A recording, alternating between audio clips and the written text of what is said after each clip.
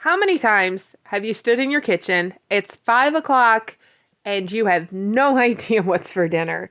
Or you realize it needs to happen. Dinner has to go on the table, but you don't have a plan, you don't know what ingredients you have, and maybe most importantly, you have no energy, and all you can think about is taking a nap. I can totally relate to that one. For a lot of women, meals are just a daily source of stress instead of nourishment like they are supposed to. So let's talk about that today. Hi, I'm Heidi Cooper, and this is Biblical Planning for Women, where we open our Bibles and see what it has to say about planning so we can get better at managing our homes, managing everything our family is doing, and showing up in a way that follows biblical principles. So today, let's talk about meals. I want to just start really quick with the Bible, and I'm going to take you to Proverbs chapter 31 and verse 15. Excuse me. And it says, "She rises while it is yet night and provides food for her household and portions for her maidens." Now, just to preface, I do not rise while it is yet night to provide food for my household.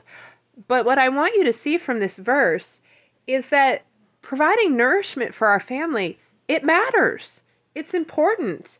And when we prepare ahead to do this task, it is a blessing to our whole family. And it's good stewardship of our ingredients, of our resources, and of our time to plan ahead, to use what we have wisely, and provide these meals for our family. It's biblical. So let's talk today about how to make this happen. First of all, I'm going to tell you this was a big sticking point for me before I started getting into the habit and learning how to plan better. Because meal stress is a real thing. For 25 years, my husband, he left for work right after dinner. So that meant it had to happen. It wasn't like, well, I'll have it done in a half hour. It had to happen on time because he had to leave afterwards. And there were way too many days where I forgot to thaw meat, or I did not prepare dough when we wanted pizza, or there were just too many times that, or he would ask me what's for dinner and I didn't have a clue. It was a real cause of stress, and maybe you're relating to this as well. It's not that I couldn't cook and prepare the meal. It's that I wasn't prepared. I hadn't planned. So a lot of things that you might be struggling with now is every day you are trying to decide what's for dinner. You don't know what ingredients you have on hand or what ingredients are needed for common recipes. Forgetting to thaw things. Raising my hand again on this one. That was a huge problem for me, forgetting to thaw things. Going to the grocery store without a plan and a list is never going to work out well, especially now with the prices just getting higher and higher all the time. You've got to have a plan and use your resources wisely when you go to the grocery store. So when you are struggling with all of this, and again, I am first in line before I decided to be prepared, overwhelm is a big one. Oh my goodness, overwhelm. And I felt a lot of guilt too, because I would just feel like a horrible, horrible person when I would realize that I didn't have dinner started and it was going to be panic time. You end up buying food and it goes to waste because you didn't plan to use it before it went bad. And decision fatigue, as we've talked about before, if you have to keep making decisions over and over again about the little things, you have no energy left to make decisions in more important matters in life. So we want to get rid of all of that stress. We don't need that. So let's talk about what actually needs to go into a meal when you're prepared. So you need to decide what to make. You need to know what needs to be prepared, what needs to be in place to prepare the meal.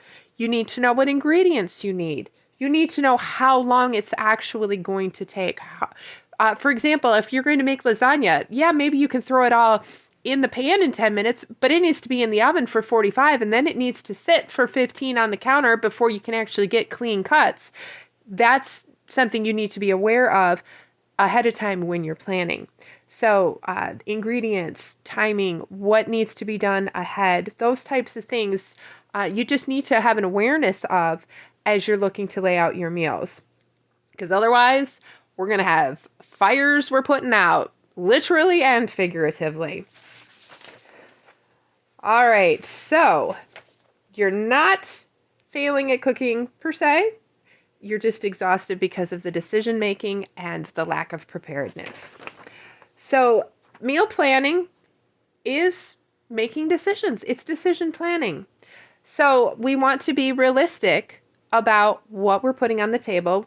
We are not trying to create Pinterest meals or elaborate, the whole cook everything for a month and put it in the freezer. Yeah, it sounds good, but may not really be a realistic solution for you. So let's try to keep it very manageable and do it as you go kind of thing. So we need to choose ahead what's going to be fixed. We need to keep things simple, simple, simple, especially if you have more kids. I have 7 myself. Simple is important. And you need to have backup plans. Prepare for, life happens. So we're not looking for perfection or gourmet cooking or anything like that right now. We're looking to get you better prepared, making the decisions ahead of time instead of right when it needs to happen so that you can get things done without the stress. And as we, as we look into scripture, we see this pattern of preparedness. I would love to write a whole thing on this. The more I ponder how much preparedness is in the Bible. Our first example is when the children of Israel were in the wilderness and they were instructed in order to have a Sabbath rest, they were to gather their manna twice on Friday to prepare for the Sabbath. And during the week, they were to collect a certain amount to prepare their food for that day. So they were to collect it at a certain rate and have it ready to then prepare throughout the day, or double, of course, on Friday for Sabbath. By the way, if you'd like more information on the rest of the Sabbath and how it is a gift for you, be sure to listen into episode 5 where I break that down for you. We also see example after example of wise stewardship. One of the biggest examples is actually Joseph in the book of Genesis, where in the plentiful years, where there were 7 plentiful years, he had them put 20% of that aside to save for the famine years he knew was coming. And then they had enough food. I got news for you.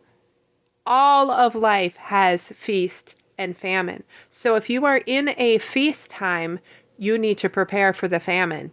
And if you're in the famine, keep praying because the feast will be coming. We always need to be preparing for future lean times. And that means we need to steward what we have now wisely. And buying a bunch of ingredients, thinking these visions of grandeur of what you're going to prepare with them, and then they just rot in your fridge, that is not wise stewardship at all. So these are just some biblical examples that we want to follow to be using our food, our money, and our time wisely. All right, so let's start getting practical here. So a simple meal planned ahead brings far more peace than a perfect meal delivered in panic. I think we can all agree to that. You can have a super fancy meal, but if you're all cranky and stressed and screaming at everyone, nobody's going to enjoy it like they would a simple meal that you had everything ready to go and you lay it out on the table and you have a smile on your face.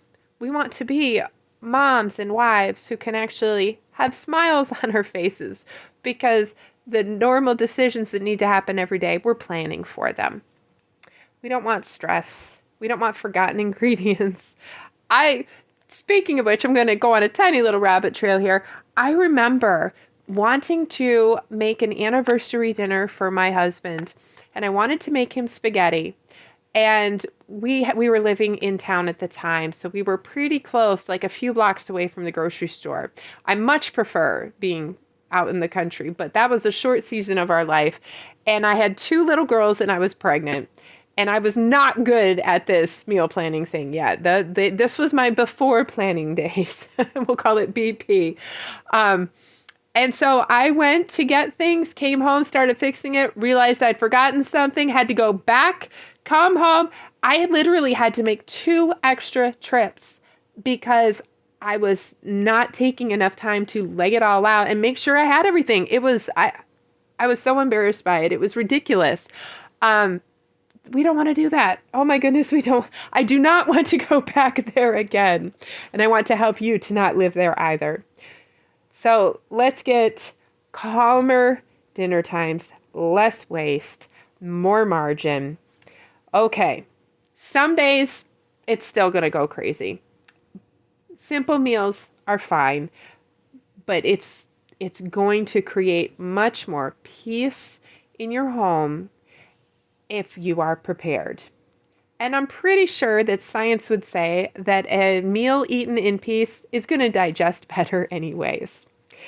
All right, so let's start with some action steps. Step number 1, we do not need to plan a month at a time. We do not. And I highly recommend you take it more like a week at a time. Now, I'm going to tell you what I do and give you some variations on the theme, okay? I do keep a rotating meal plan. And I know for some people that's going to feel maybe too rigid, but I want you to think about it first and maybe even give it a try before you throw that idea out the window. So what we do, we have 2 days that we can decide as we go. Monday, we always have burgers. Tuesday is taco. Wednesday, we adjust as we go. That's grocery shopping day. So we can we want to have, when we're at the grocery store, we can make a decision then. Thursday is pizza. Friday is burritos. And on Shabbat, we don't cook and prepare things, so we have simple things ahead or we have leftovers on that day.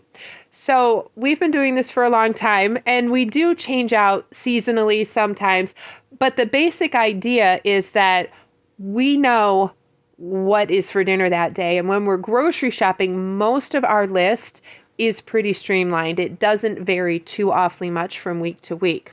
So a rotating meal plan removes a whole lot of decision fatigue.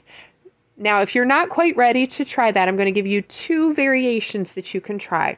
First of all, if you don't want to say, well, we are having tacos, you could say this is chicken night. And whatever you fix would have something to do with chicken. So at the very least, you will know to have chicken on hand and that it needs thawed. So you can do kind of a theme for each day, but still keep it rotating so that it's what you're doing on Tuesday. And my other variation is that you, instead of trying to plan out a month at a time, just lay out the next week. So when you're, we've talked about in previous episodes, when you're Friday afternoon or Sunday morning, you're laying out the week, just lay out the meals for that week. Don't try to do a whole month on a fancy printable. Just make a note if you're using a planner. The planner that I have, the Torah Family Living Planner, it has vertical columns, and I put the meal plan right at the bottom of those columns, so it's really easy to spot. Just make a note. Okay, well, we could do tacos on Tuesday. Write it in. And that's all you need to do. As you're planning for your week, just put something along the bottom there. It doesn't have to be complex.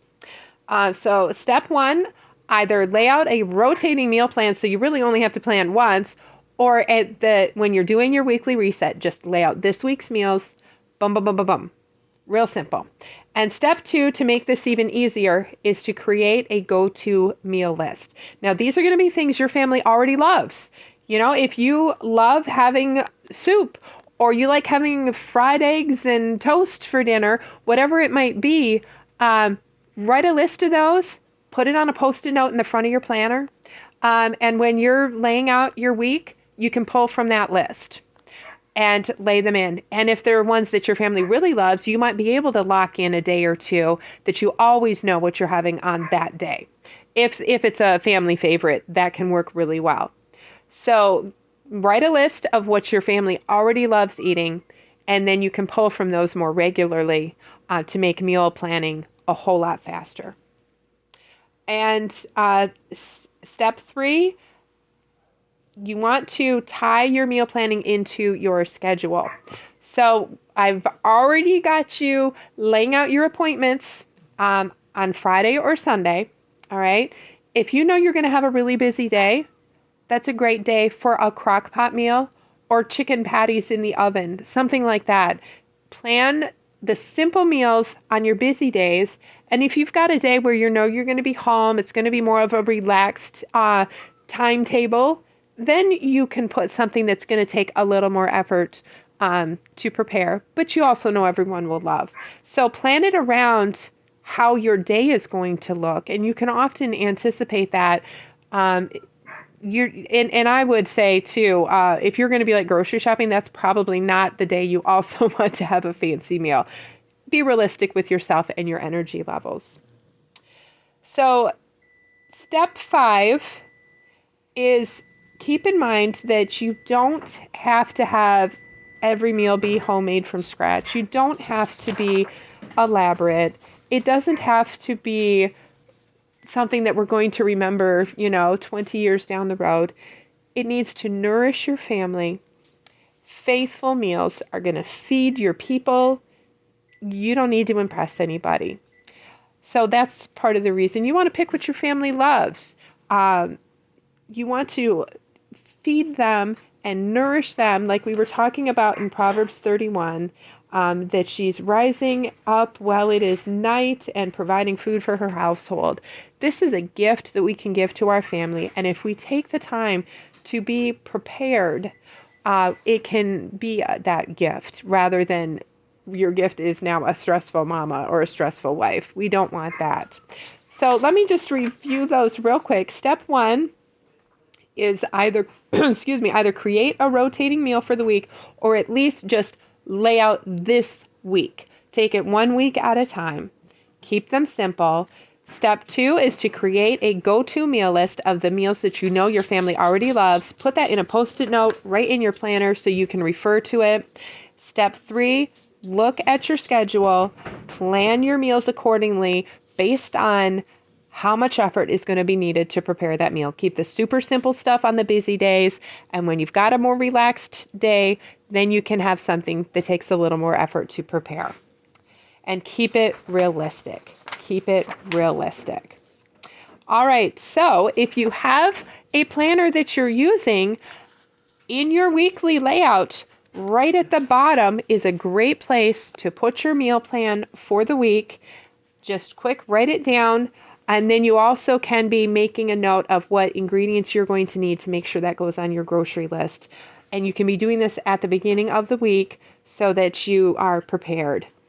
And also, as you're planning your meals, make sure to be able to have that rest on the Sabbath, which is such a wonderful gift. Make sure that you are planning for that in your meal prep on Friday so that you have something to eat on Sabbath so you can have that lovely day off. All right, if you have a planner, again, right there in the weekly. If you need a planner, I happen to create one. I have the Torah Family Living Planner that has verses throughout, and it's very open-ended to work with you in whatever style you find works for you. So you can find those resources, including a free ebook all about planning. I will link to those in the podcast description. Feeding your family is such a wonderful opportunity to bless them. I want to encourage you this week to take some time to make sure you are prepared for this. Because if you can sit down at a peaceful, even simple dinner, it is going to be such a blessing to you and your family. All right, until next time, this is Heidi Cooper and Biblical Planning for Women. See ya.